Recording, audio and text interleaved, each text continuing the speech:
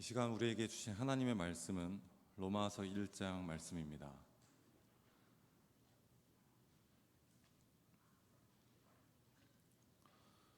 신약 성경 로마서 1장 1절부터 7절, 16절, 17절 말씀입니다.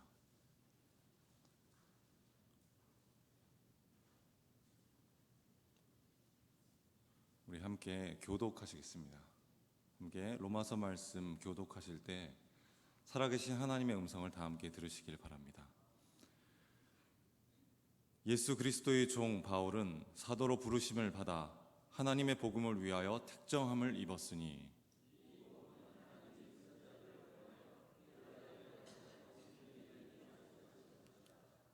그의 아들에 관하여 말하면 육신으로는 다윗의 혈통에서 나셨고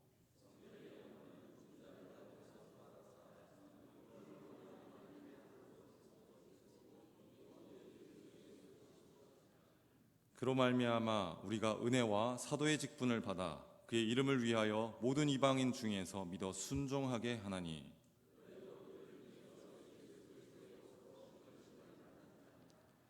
로마에서 하나님의 사랑하심을 받고 성도로 부르심을 받은 모든 자에게 하나님 우리 아버지와 주 예수 그리스도로부터 은혜와 평강이 있기를 원하노라.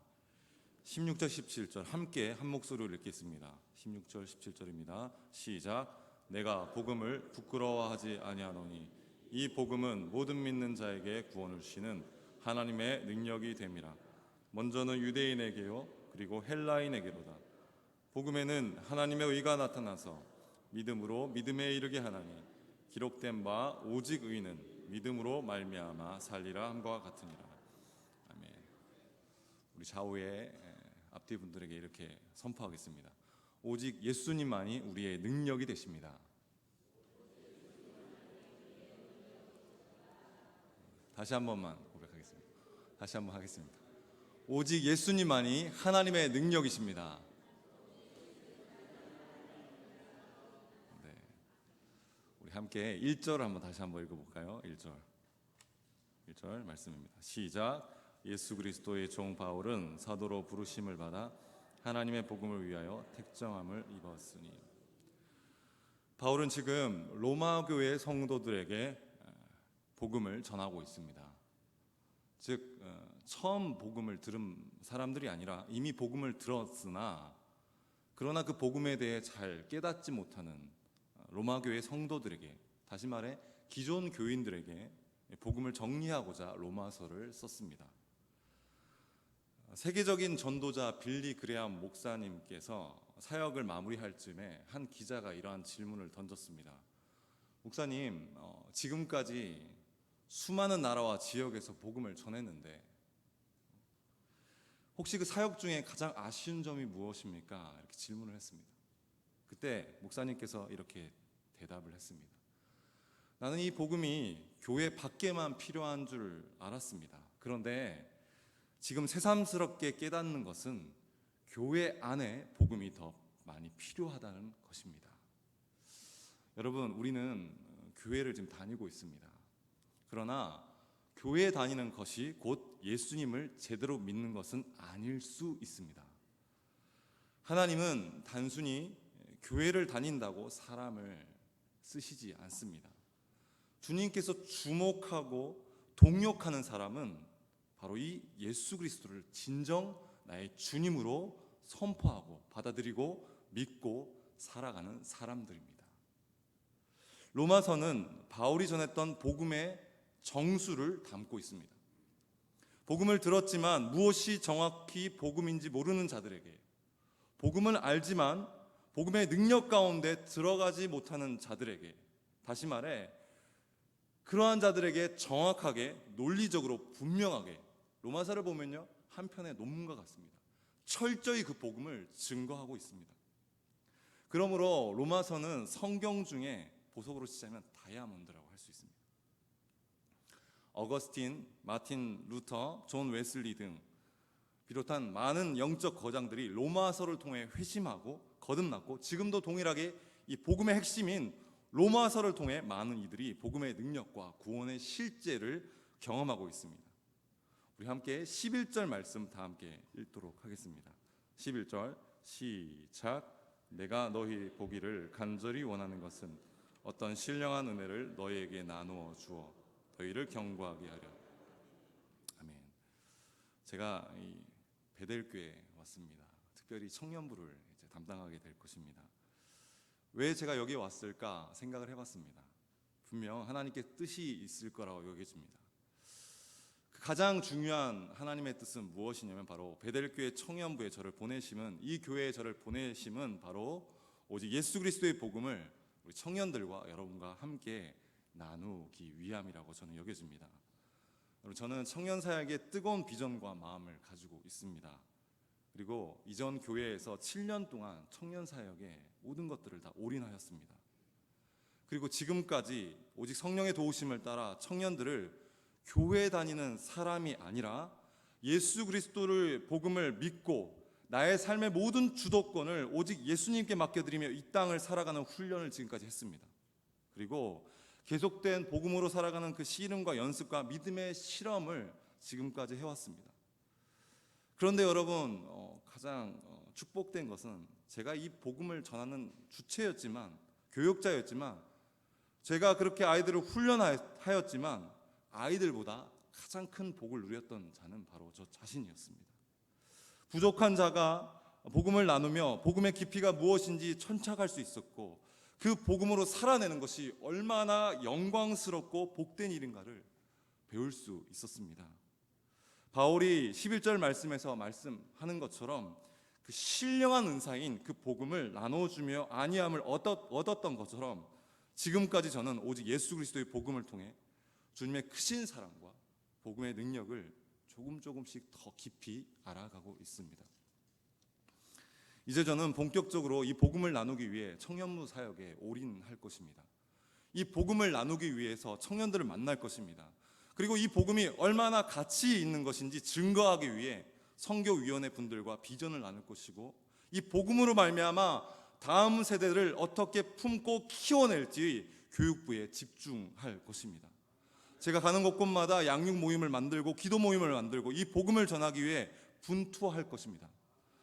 청년부 지체들과 성도님들과 함께 새벽 기도의 자리, 산부 예배의 자리, 주일 찬양 예배의 자리, 금요 철야 자리를 통해 이 복음을 여러분과 함께, 청년들과 함께 나누면서 복음 안에서 안위함을 얻는 축복이 우리 가운데 있었으면 좋겠습니다.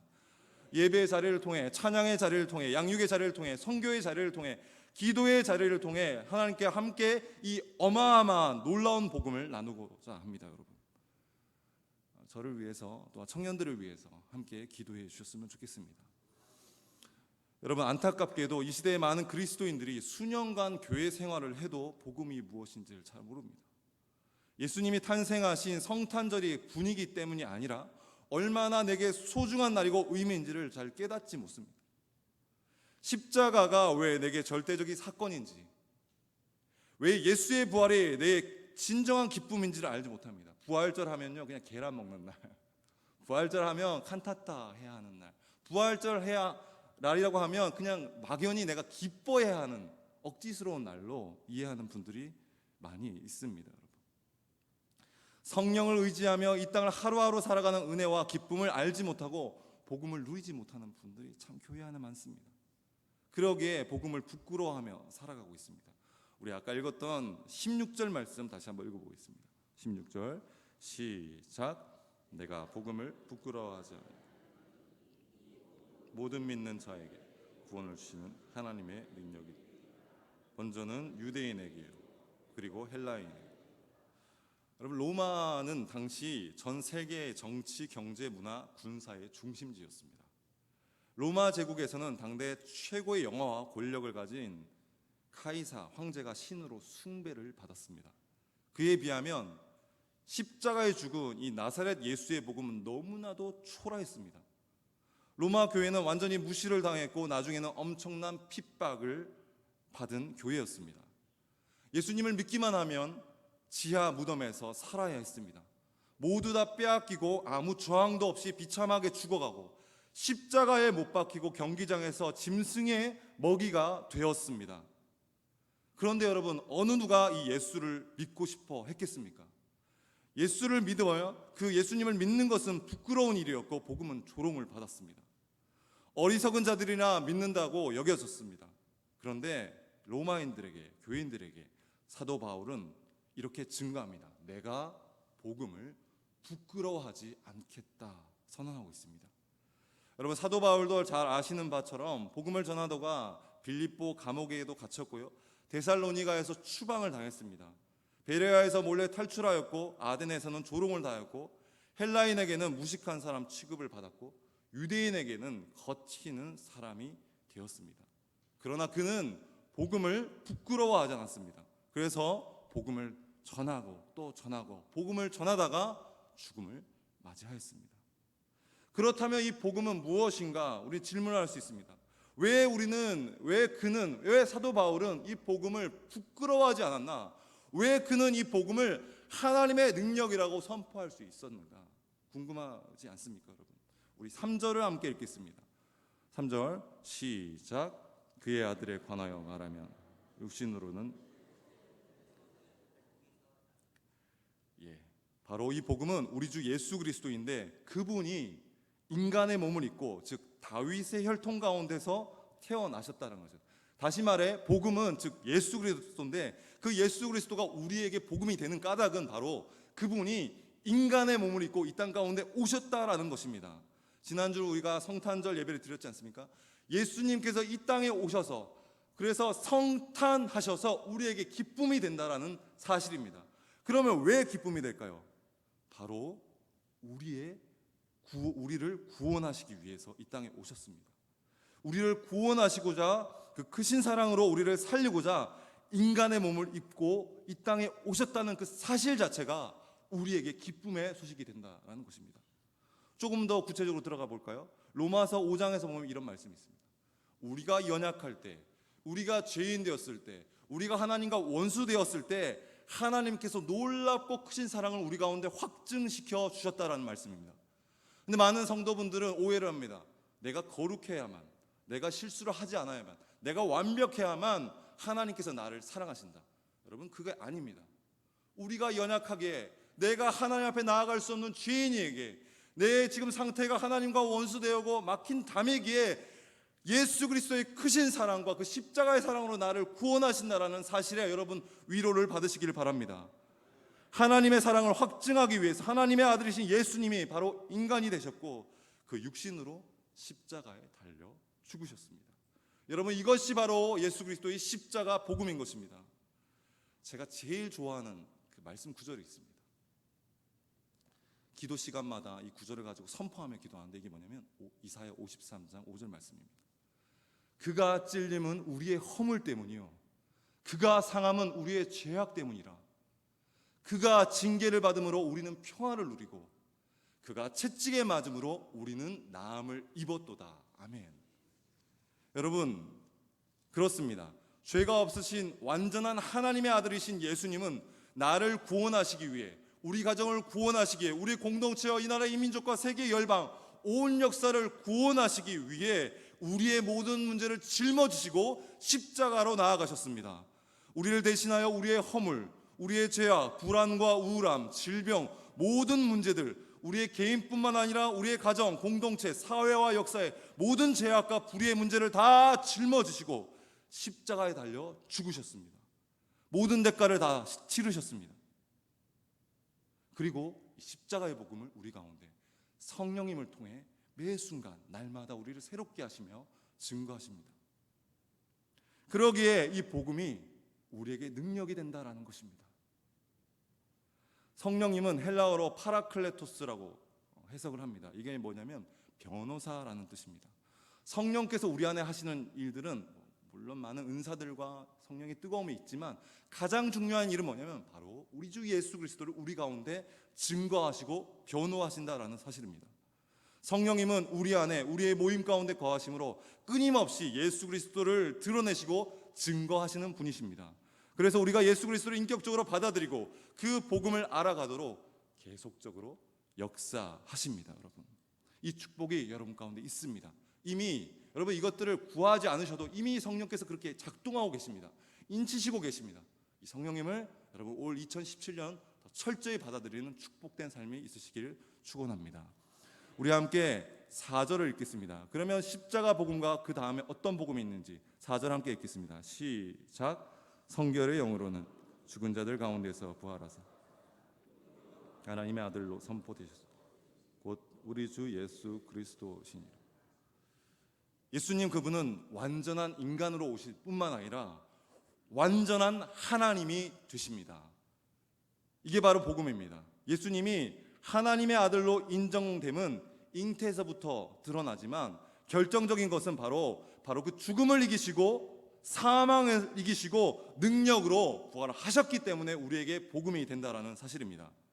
여러분, 이 복음은 다른 말로 십자가 복음인 동시에 부활의 복음입니다. 예수님에겐 그 복음에는 성결의 영이 충만해 임해 있습니다. 그 성결의 영이 무엇인가?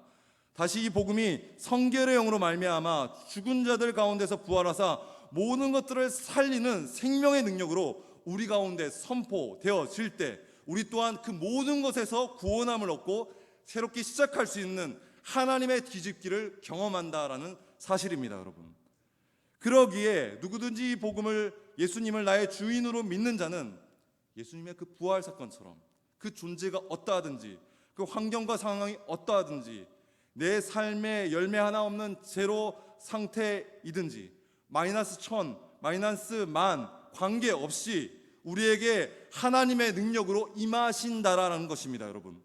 우리의 가정이 상황이 어떠하든지 내가 지금 질병의 문제가 있을지라도 재정의 문제, 관계의 문제, 말할 수 없는 신음 가운데 있을지라도 수많은 풍파가 거침없이 몰려오는 그 상황일지라도 우리 주 예수 그리스도 그 복음 앞에는 모든 것이 다 잠잠하게 되고 그 이름을 부르는 자는 누구든지 차별 없이 예수님의 그 부활의 능력으로 말미암아 모든 것들을 새롭게 시작할 수 있는 그 길이 열린다라는 사실입니다. 복음은 예수 그리스도 그분으로 사는 것입니다. 예수님이 우리를 위해 죽으셔서 우리가 속죄함을 받았다는 데 그치는 것이 아니라 우리를 위해 십자가에서 죽으심으로 우리를 속죄해 주신 분이 부활의 주 예수님이 지금 내 안에 살아계신다라는 것입니다. 그러기에 나는 이 예수님과 함께 죽었고 이제 나는 예수님으로 살게 되었다는 것이 바로 복음의 핵심인 것입니다. 그리고 예수님과 올바른 관계에 있을 때 바로 하나님의 의가 이루어지고 우리는 최종적으로 우리의 삶 가운데서 예수 그리스도와 함께 승리하게 되고 어려운 상황에 있지만 늘 우리 마음에 평강과 은혜가 넘치게 된다라는 사실입니다. 세상의 관점에서 볼 때, 사람의 관점으로 볼 때 이거는 도저히 회복 불가능한 그 일일지라도 우리 주 예수 그리스도가 내 안에 있을 때, 우리 가정의 예수 그리스도의 영으로 충만히 사로잡힐 때 이 땅과 이 나라가 주의 그 성령의 영, 성결의 영으로 사로잡힐 때 우리는 새롭게 모든 것들을 시작할 수 있다는 것입니다. 이 복음이 저와 여러분 가운데 있습니다. 여러분, 그러면 이 복음을 우리에게 어떻게 나타났을까요? 우리 14절을 한번 읽어보겠습니다. 14절 시작. 헬라인이나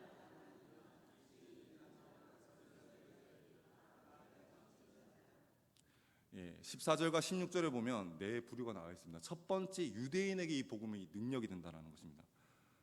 저희의 쉬운 말로 혈통상 모태신앙, 몇 대째 예수님을 믿은 집안, 그래서 어려서부터 열심히 교회를 다녔는데 예수님 하면 먼 것도 가까운 것도 아닌 어정쩡한 상태에 있는 그런 분들, 그러한 우리 청년들도 있고요. 그러나 아직 예수님을 인격적으로 완전히 이렇게 사로잡히지 못한 그 분들, 걱정 마십시오. 그분들에게 복음만 반드시 능력으로, 구원의 능력으로 임할 것입니다. 두 번째 있습니다. 헬라인입니다. 처음 믿는 자들, 복음에 대해 익숙지 않아 처음 들어본 자들에게도 이 복음은 구원의 능력이 된다라는 것입니다. 세 번째로 야만인, 나 자신은 야만이라는 것입니다. 자신은 도저히 거룩해질 수 없다고 보는 사람들이 이 세대에 너무나도 많습니다. 아픔이 있고 질병이 있는 소외된 이들, 세상이 말하는 루저들, 흑수저들입니다. 슬픈 마음이 있고 몸과 마음이 병든 자들, 이들에게도 역시 우리 주 예수님으로 말미암아 구원함을 잊게 된다라는 것입니다. 지혜로운 자나 어리석은 자에게 우리 주님은 필요하고 그들에게도 우리 주님은 복음이 되신다라는 것입니다. 혈통상 뿌리 깊은 모태신앙인데 아직 주님을 만나지 못한 우리 가족들, 우리 자녀들이 있다면 여러분 기도하실 때 복음의 능력으로 반드시 그 자녀들이 예수님을 철저히 만나게 되는 그런 역사가 있을 것입니다. 우리 주변에 교회 가기를 꺼려하고 예수님이 누구인지 잘 모르는 그 이방인 같은 헬라인과 같은 분들이 있다면 이 예수 그리스도의 복음을 들음으로 말미암아 구원함을 얻는 역사가 있을 것입니다. 자존감의 문제에 허덕이며 나는 도저히 거룩해질 수 없다고 여기는 현대판 야만인들, 슬픈 마음, 우울한 마음에 낙심하는 사람들, 몸과 마음이 병든 자도 괜찮습니다. 흑수저도 괜찮습니다. 루저도 괜찮습니다. 이 복음은 3포, 5포, 7포, 9포, M포에게도 차별 없이 임할 것입니다. 지혜로운 자에게도, 박사학위가 있는 자들에게 우리 주 예수님만이 구원이 되시고, 어리석은 자들에게도 우리 주 예수님만이 모든 지혜와 총명이 되심을 선포합니다. 부한 자에게도 가난한 자에게도 우리 주 예수님의 복음이 우리를 자유케 할 것입니다. 여러분, 예수님의 스케일은 너무나 큽니다. 말구유 아시죠? 그 말 밥통에서부터 저 하늘 보좌까지 모든 이들을 품고 모든 이들에게 구원의 능력이 되신다는 것입니다. 여러분, 그 안에서 우리 모든 자들은 구원함을 얻습니다. 그러므로 우리 모두 오직 예수 그리스도를 우리 마음의 주인으로 모시고 살아갈 때 우리는 반드시 구원함을 얻게 될 것입니다.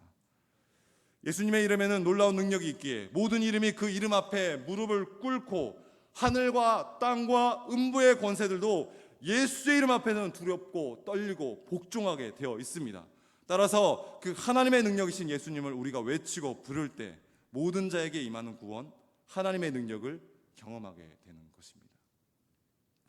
제가 찬양을 참 좋아합니다. 작년에 나온 그 김도현 CCM 가수가 부른 예수 예수라는 찬양이 있습니다. 저는 그 가사가 참 마음에 들고 제가 이전에 청년들과 함께 이 찬양을 너무 많이 불렀습니다.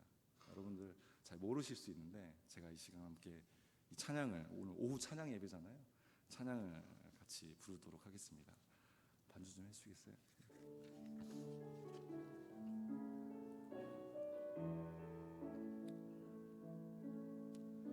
슬픈 마음이 있는 자, 몸과 영혼 병든 자, 누구든지 부르시오. 예수 이름 부르시오. 그 이름을 믿는 자, 그 이름을 부르는 자, 그가 어떤 사람이든 그는 구원 얻으리. 예수 예수 오 능력의 그 이름 예수 나 외쳐 부르네. 예수 예수 오 구원의 그 이름 예수 나 외쳐 부르네. 예수 그리스도 은과 금 내게 없으나 나 가진 건 너에게 주니. 능력의 이름 예수라 그 이름을 붙드시오. 그 이름을 믿는 자, 그 이름을 외치는 자, 그가 어떤 사람이든 그는 주의 영광 보리라. 예수 예수 예수 예수 오 능력의 그 이름 예수 나 외쳐 부르네. 예수 예수 오 구원의 그 이름 예수 나 외쳐 부르네. 예수 그리스도. 여러분, 이 복음의 능력은 우리 안에 갇혀 있을 때는 능력으로 선포가 될 수 없습니다. 그러나 이 찬양처럼 오늘 우리가 읽은 이 말씀처럼 누구든지 그 예수님을 향해 외치고 부르짖는다면, 그 예수님을 전한다면 이 예수 그리스도를 하나님의 복음으로 받아들이고 그 복음을 누릴 수 있는 것입니다. 이 복음을 내가 내 기도 가운데, 찬송 가운데 계속 선포할 때 예수 그리스도의 복음이 우리 가운데 능력으로 선포된다라는 사실입니다. 뿐만 아니라 이 복음을 가족들과 사람들에게 나눌 때 외치고 선포할 때 우리는 강력한 구원의 능력을 입게 됩니다. 여러분, 제가 복음을 나누다 보면 이렇게 생긴 여러 가지 간증들이 있는데, 제가 청년들과 특별히 이런 간증들이 참 많습니다. 복음을 나누다 보면요, 이 청년들이 그 죄의 문제가 있거든요. 자기가 끊고 싶은데 끊을 수 없는 그 죄의 문제가 있어요. 예수님 복음을 받아들이고 그 복음을 나눌 때 그 죄에서 해방되고 그 죄를 이기고 승리하는 것을 저는 목도하였습니다. 이 복음을 함께 선포하고 찬양할 때 내 삶의 주권을 주님께 맡겨드림으로 현실을 돌파해 나가는 청년들을 보게 되었습니다. 이 복음을 시골 마을에 선포할 때 어르신들이 그 복음을 듣고 주님을 영접하게 되는 역사를 보았습니다. 제가 지금까지 사역하면서 국내 선교, 해외 선교를 약 5번씩 다녀왔습니다. 국내 선교를 가면 저는 3주 정도 아주 철저히 훈련을 시킵니다. 그리고 3박 4일간, 4박 5일간 선교를 가면 일상은 다음과 같습니다. 여러분 참고하십시오. 아침에 일어나면요, 찬양을 일단 하고 말씀을 나누고 기도하고 밥을 먹습니다. 그리고 바로 마을에 흩어져서 복음을 전합니다. 그리고 돌아옵니다. 그리고 다시 찬양과 기도와 말씀을 먹습니다. 그리고 점심을 먹습니다. 다시 오후에 또 전도를 합니다. 할아버지 할머니들 손잡아드리고 얼굴 팩해드리고요, 네일 아트도 해드리고 안마도 해드리고 복음을 전합니다. 또 돌아오면 잠깐 쉬었다가 다시 찬양하고 예배하고 말씀하고 나누고 다시 복음을 증거합니다. 이렇게, 근데 신기한 건 이렇게 3일 정도 지나면요, 어떤 일이 있냐면 함께 갔던 우리 청년들이 변화되기 시작합니다. 그전에는 게임에 중독되었고 정말 어둡고 옆에 친구들 뭐라고 얘기만 하면 정말 화낼 것 같은 그런 친구들이 3일 정도 계속 입을 열어 복음을 말하고 찬양하고 기도하니까 아이들이 바뀌게 되고, 어두웠던 친구, 말도 안 하던 친구들이 말을 하기 시작하고 그 얼굴에서 빛이 나기 시작합니다. 3일째 정도 지나니까 밤에 함께 기도할 때는 기도의 문도 막 열립니다.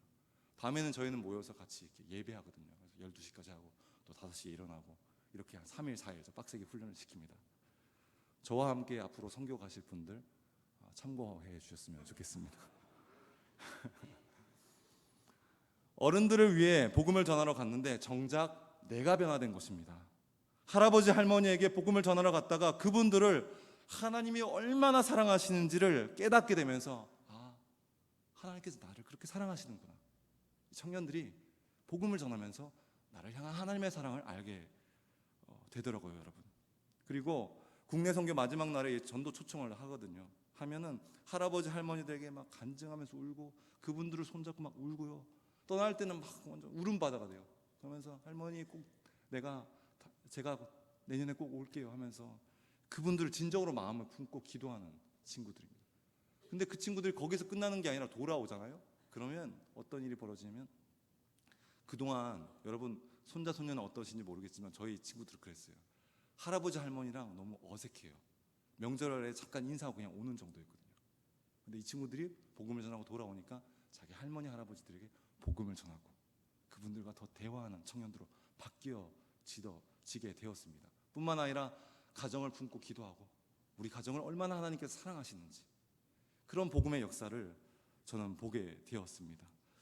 복음을 받아들이고 이제 내가 삶의 내 주인이 아니라 예수님이 내 삶의 주인임을 계속 선포하고 그 복음을 전하고 인정할 때 자신의 전공과 비전이 새롭게 해석이 되고 나의 부르심과 사명이 무엇인지를 조금씩 눈떠가는 모습을 저는 참 많이 봤습니다. 결정적으로 꼭 해결해야 할 결정적인 궁극적인 목표인 대학 입시, 직업, 직장, 취업, 결혼이 중요하죠. 그러나 그것이 절대적인 자신의 인생 최종 목표가 아님을 알게 되었습니다, 여러분. 그리고 나서 일상 가운데 어떻게 하나님의 나라를 갖고 갈까, 현실을 분투하면서 살아나는 청년들로 바뀌게 되었습니다. 여전히 삶의 문제는 산적하고 치열하고 앞이 보이지 않는 안개 같은 그런 상황이지만 그 가운데서도 이 복음을 전하고 나누면서 이 친구들이 포기하지 않더라고요, 여러분. 이러한 복음의 능력이 우리 청년부에게도 임했으면 좋겠습니다. 우리 함께 11절 읽어보겠습니다. 11절 함께 읽어보겠습니다. 시작.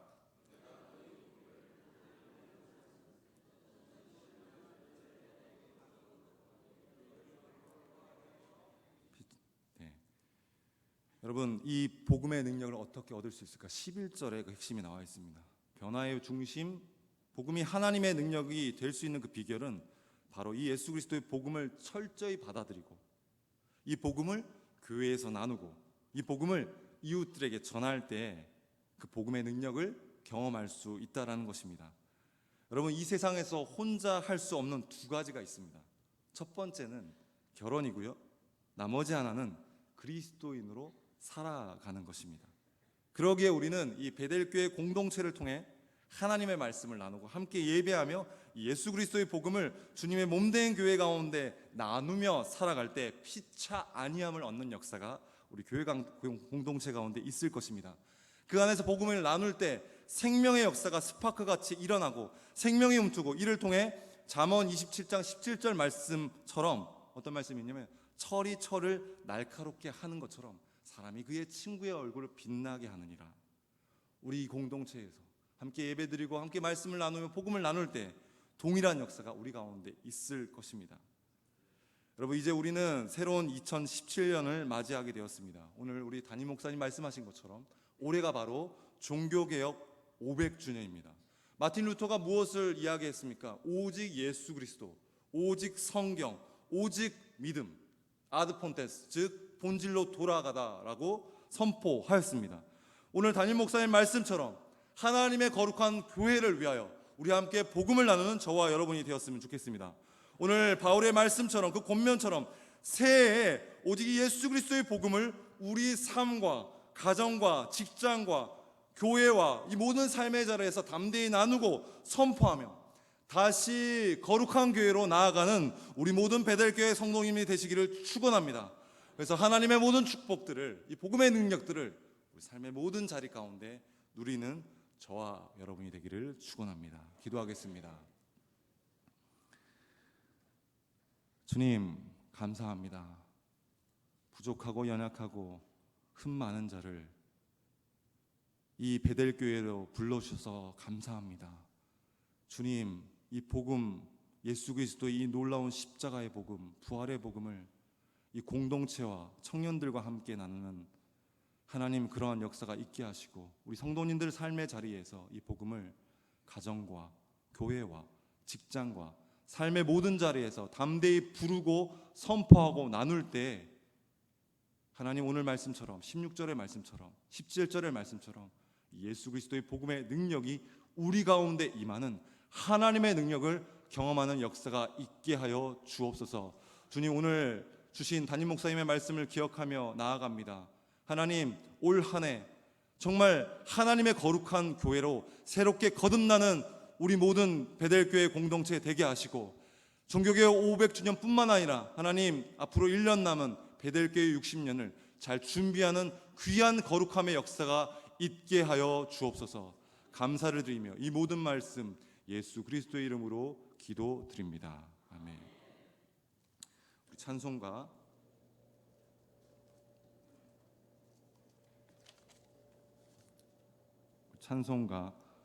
96장 다 함께 부르시겠습니다.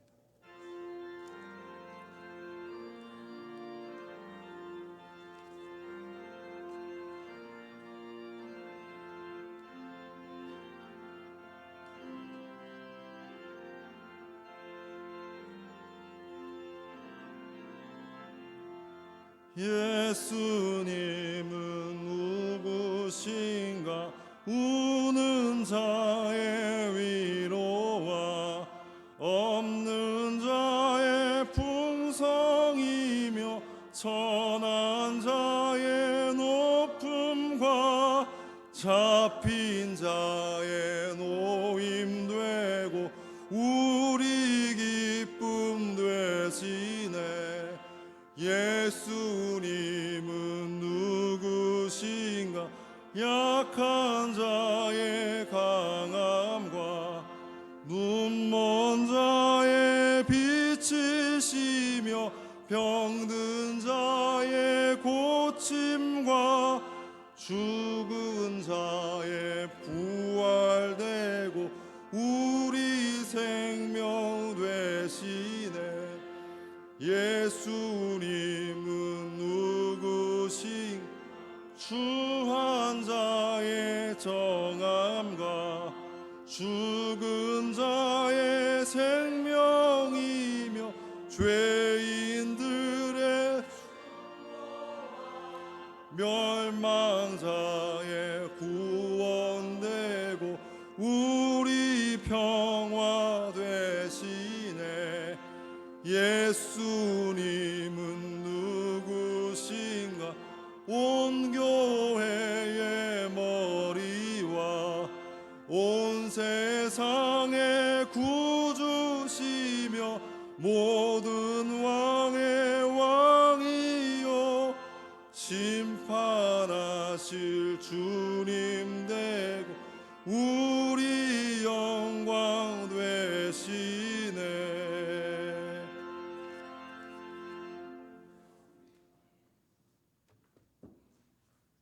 할렐루야.